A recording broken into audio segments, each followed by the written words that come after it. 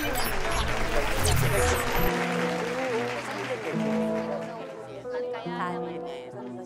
naman nagkakagulo sila doon. Teka. Alam nyo, kawawa naman si Kuya Lito. Siya yung security guard na hihingi sa atin ng payo ngayon dito sa Payong Kapatid. Ay, oo! Yan nga yung di nahulugan ng ahensya yung SSS niya dahil nga daw nagreklamo. Oo! Mahigit 1 taon na raw siyang hindi nabibigyan ng assignment. What? Wait, what? 1 year no work? Ay, bakit? Ba't hindi nila siya maghanap ng ibang ahensya? Wait!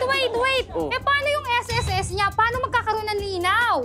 Uy, at saka, eto ha, Ay, magulo hindi ba mahigit 50 years old na si Kuya Lito? Correct. So, mahirap na para sa kanya mag-apply sa iba pang agency. Teka, sandali.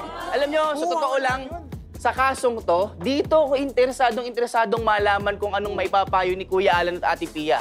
Kaya naman, Tito Boy, kayo po. Naku, ito ang pakinggan natin para mas malinaw po ang kwento. Para humingi po ng payong kapatid kay Ate Pia at Kuya Alan, narito po si Kuya Lito. Welcome. Thank you po. Lito, Ate Pia, Kuya Alan. Kuya Alan, Ate Pia, Tito Boy, magandang gabi po sa Magandang inyo. gabi sa iyo, Lito. Nangyari po yan nung year 2021 po. Bala ko po sanang mag-loan po sa SSS.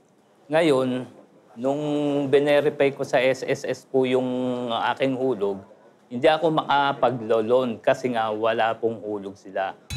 Ngayon, kinausap ko po yung mga staff po sa ahensya namin na maglo-loan ako, baka pwedeng pakiayos, pakihulog. Ngayon, nangako naman silang hulugan. Pero umabot po ang year 2022, wala pa rin pong hulog. Hanggang bandang huli, yun nga, medyo nagkakatalo na kami. Kaya sabi ko, kung ganyan, ilalapit ko na lang sa SSS. Napilitan po akong magsampa ng complaint sa SSS. Nung bumalik ako, sinabi po sa akin, may hulog naman yung SS. Kaso, nagkaroon sila ng error system sa SSS. Kaya humihingi sila sa agency namin ng mga employees record. Until na wala pong reply sa akin. Siguro hindi po nagko-comply yung agency namin. Pagkatapos medyo mainit po sa akin yung agency. Kaya sabi ko, parang nagkakaroon ng discrimination na ako lang ang pinag-iinitan. Then dumating yung November 10, 2022. Naka-duty ako, medyo masama ang pakiramdam ko nun, sir. Madaling araw, medyo nakaidlip ako. Ngayon yung pinapasubaybayan na nila ako sa isang kasama ko, yung mga pasok-pasok ko nila. Na-picturean po ako nakaidlip. Kinabukasan, nag-text yung OIC namin na mag-report daw muna ako sa opisina. Tinanggal na nila ako sa duty. Ang nakalagay po dun sa memo po sa akin, mag-explain ako dahil nahuli raw ako nung pinaka-security manager. Pero lumabas, hindi yung security manager, kundi yung kasama ko na yung tao po nila na ang nagsumbong. At hanggang ngayon po, hindi na nila ako binigyan ng duty.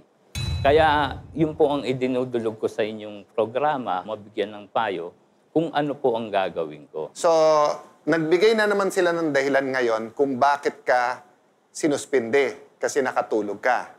Okay. Regardless kung sino nakahuli sa iyo, offense talaga yung nakatulog. But may requirement ng double notice. Una, may notice sa iyo para mag-explain ka. Kasi obligasyon nila sa batas na bigyan ka ng enough time magpaliwanag. Okay? Pangalawa, yung notice nung decision nila. 'Di ba? So hindi naman pwedeng, alam mo, ngayon kita sinabihan, tapos pagtingin ko, may decision na kagad ako. Kasi kailangan kinonsider nila. Ngayon, assuming, no, na sapat na yung nakaiglip, sapat na yung tinignan mo yung decision, yung dahilan mo, ang sabi ng Korte Suprema, management prerogative sa security guard na hindi ka bigyan ng duty or parang may floating, pero hindi dapat lumampas ng 6 months. Bakit 6 months? Kasi enough na yung 6 months. Katulad nito, dati ka ng empleyado. Pwede kang bumalik ngayon sa NLRC, sa labor arbiter, at ipasok yung ebidensya na talagang pinag-iinitan ka. Sa kuya, sa SSS, nagkaroon ng desisyon dun sa una, hindi? Kasi doon, gusto ko mabigyan ng linaw yon kasi maraming hindi nakakaalam, ha? Pagka ang employer ay hindi nagbayad, sa SSS law, meron pang criminal na, na penalty. Of course, kung nagbabayad at nagka-problema yung records ng SSS, hindi yung agency mo yon. Diba? Pero katulad ng SSS mismo, sinasabi, nagbabayad. Pero hindi sinabing lahat ng empleyado. So, ako, I'm interested to find that out. Kasi to be fair to your agency, kung nagbabayad naman, talagang hindi nila kasalanan. So, sa pagdulog mo dito sa show, I think, assuming lahat ng sinabi mo ay tama, nasa magandang kalagayan. Even assuming na tama na isuspindi ka, mukhang may mali sa proseso, and kahit na sabihin nilang tama yung proseso, hindi ka pwede mag-suspend ng more than 6 months or yung tinatawag na indefinite. Yan ay tinatawag ng iba na constructive dismissal. So, ate? Well, actually, sinabi na ni Alan lahat. Ewan ko kay Alan. Ako, inaaral ko talaga to kasi hindi naman ako nag-practice ng labor law. So, nakikinig ako sa kanya, agree ako dun sa lahat ng sinabi niya. Siguro, ang i-emphasize ko lang para din sa mga nakikinig sa atin na mga employers din, Yung sinabi ni Alan na very important kung merong kayong iniisip na kasalanan ng empleyado, kailangan mo siyang bigyan ng notice na magpaliwanag tungkol dun sa isang sitwasyon. Bibigyan ka ng notice. That's very important na nakasulat, ha. Talagang parang, please explain sa ganitong araw what happened dun sa ganitong incident. Ngayon, pag nagbigay ka ng explanation mo, yan ay yung pagkakataon na magpaliwanag ka. That's the hearing. And then after that, yung sabi nga ni Alan, double notice ng desisyon. So general yan kahit anong klaseng trabaho. Now, na-recognize din ng Supreme Court na palibasa kasi yung trabaho ng security guard depende kung may kliyente yung security agency, di ba? So, intindi nga ng Supreme Court na pag natapos yung isang kontrata, baka ilang buwan bago magkaroon ng ibang kontrata. So, pwedeng magkaroon ng floating status for 6 months only.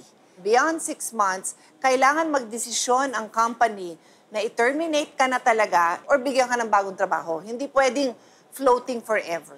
Tsaka hindi pwedeng dead man na lang na hindi ka tatawagan and everything. Parang ganun ang ginawa sa kanya. At practical advice din lang sa mga kumpanya, di ba? Kailangan sa, wala kang personalan Practical advice din sa mga empleyado naman. After a few months of employment, check-in nyo na kung talagang may SSS. So, asahan mo kuya na we will assist, we will help. But thank you for appearing before the show. Kasi nga, nakailan na rin kami na labor case na parang napaka-obvious. Pero parang nangyayari pa rin And bagamat hindi natin binanggit yung agency, kung gusto nila ibigay siyempre ang panig nila, kasi siyempre ang advice namin ay based dun sa storya mo. Pero if they want to appear, Kuya Boy, di ba? Of course, we're more than bukas ang ating programa. happy. Yeah. Maraming salamat. At sa lahat ng ating mga kababayan na katulad ni Kuya Lito ay may mga problema na may kinalaman po sa batas. Huwag ho kayong mag-alinlangan na sumulat po sa comment section ng aming mga social media accounts at tayo'y mag-uusap dito sa ating programa. Maraming salamat. Sa ating pagbabalik ay tuloy-tuloy ang ating pasasalamat sa mga kababayan nating napakabuti ang ginagawa sa kapwa. Dito lamang po sa...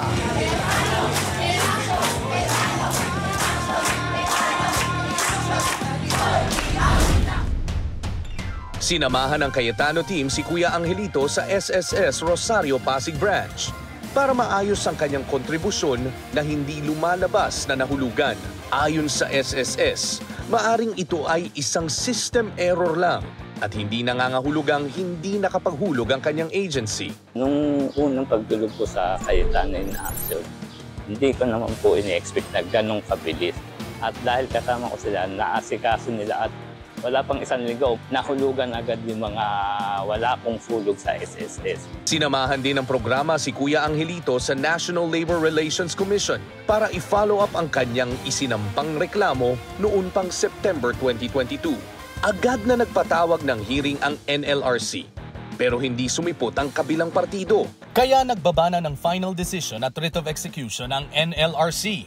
kung saan ang NLRC na rin ang nagtakda ng kaukulang halaga na sisingilin ng kanilang sheriff sa agency bilang danyos kay Kuya Angelito.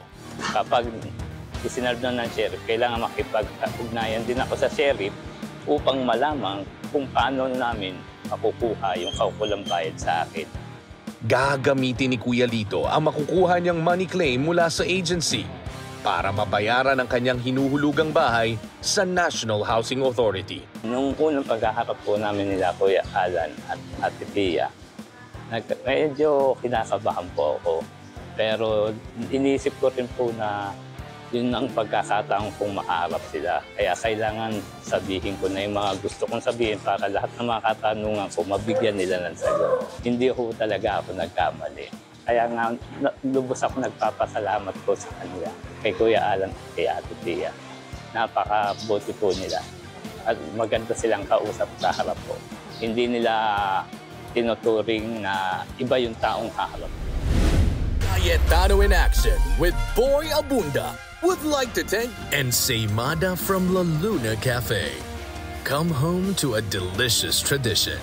We're located at 103 ML Quezon Avenue, Hagonoy, Taguig. 7. Visit at B6, Bonifacio High Street, BGC, Taguig.